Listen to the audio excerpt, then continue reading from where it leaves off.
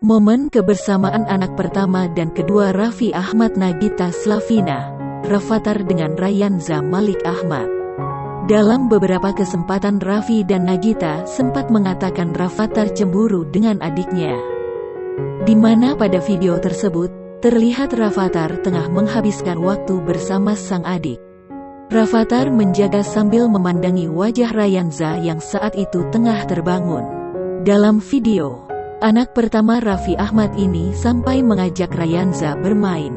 Bocah berusia 6 tahun itu pun dengan hati-hati memasukkan empeng ke dalam mulut Rayanza. Kemudian, Rafattar nampak mengelus kepala Rayanza sembari mencium pipinya. Tingkah lucu Rafattar semakin terlihat setelah menjilat pipi anak kedua Raffi Ahmad itu.